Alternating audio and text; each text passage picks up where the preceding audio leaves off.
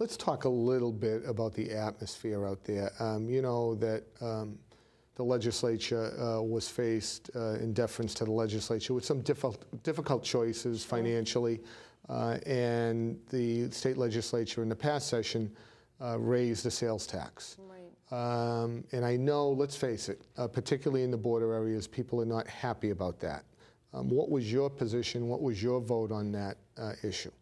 It was a debate. It passed fairly narrowly, and I voted against it simply because I know that it affects the small businesses in our community. And as we were speaking last night, there are a lot of family-owned small businesses in Methuen, and it does affect them substantially. They can show it to you with numbers, and so for me, it was really nothing to think about. I also think we could have cut more in the budget. I'll be looking to do that when I go back. We could have cut more, I think, without raising the sales tax. And the other reason I agree with Charlie Baker in this respect, in that this is not the time to be raising taxes, yeah. Honestly. I've been speaking to many people in Methuen, obviously, over the last month or so, out campaigning, and I will tell you that they are concerned about losing their job, and they are concerned about paying for their children's education. There's no sense of security out there for families right now, whether they have an elder member of the family that they're caring for, trying to find a place for them to live.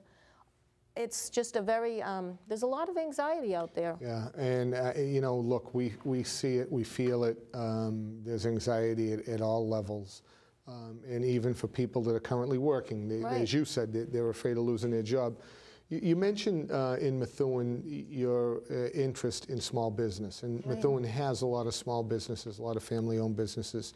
To hopscotch around a little bit, you know that small business has a problem with health care. Right. We all do. As do cities and towns, yes, and all of us. We all do. But, I mean, I know that there was some impetus in the legislature on small business health care relief. What about that? What have you done about that? What has the legislature done about that? Right. We took some incremental steps, and obviously we need to do more. But they were fairly substantial, and they were supported by the small business community throughout the Commonwealth. And what it does is it allows small businesses to pool together with like business. As you know, we have some solid experts here in Methuen, the Borislow family, who is very knowledgeable in this area, and I relied on them heavily because they concentrate in this area as well. Yes. And what they've explained to me, which I've found in talking to the small business owners, is that if they're allowed to pool, but they have to be able to pool really with like businesses to make it affordable. You know, you can't take a say yeah. a community school with a garage shop. You sure. can't do that. But if you do it in a smart way, and they're allowed to pool, and right now they're allowed to pool, I think up to a pool of about 85,000. So the legislature, at least in this session, gave them some incremental relief. And as you said, maybe there is more, but I know right. that the John Hurst and the Retailers Association were delighted with yes. what you did. AIM was very supportive of it. Yeah.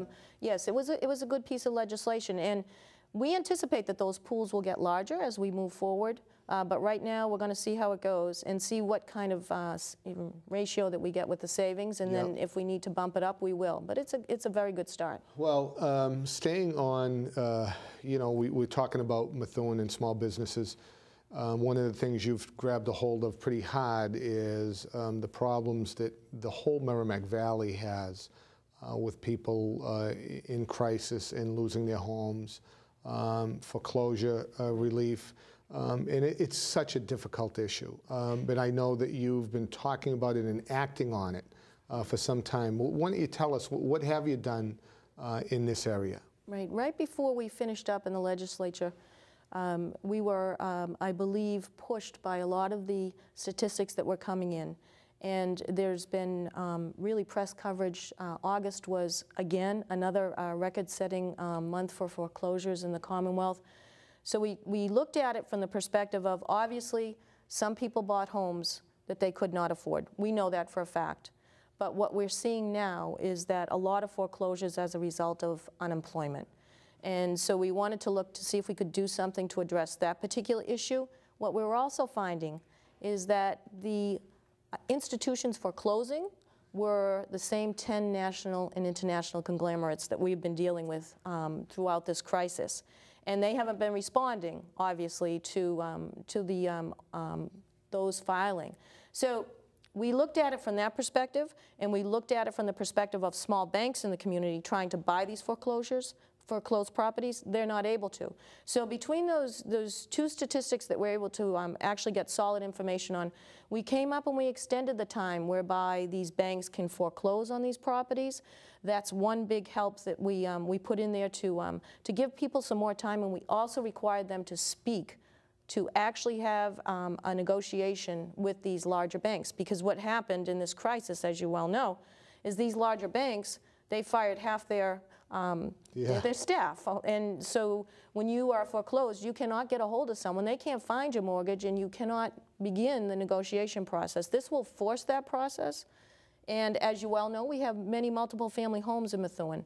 And this will also allow the tenants to stay in their homes until the issue is resolved one way or another. As long as those tenants are paying rent on time, they're not going to be the victims of something that happens very quickly. Yeah. So it'll give people more time, and it'll also give them access through the Attorney General's office to file a claim for mortgage fraud, which is huge. Right. That tool has not been available thus far. So, and the Attorney General has done a great job with it. She's been very aggressive in assisting people. Yes, yes, I know that she's been in the forefront on that. But that's something that I know that your colleagues have deep respect for you on, and know that you've been a leader in that area. It's very important for the whole valley, not just for Methuen. The valley has been hit very hard. The valley has been hit very hard, and your leadership on that, I think, has been noted by many people.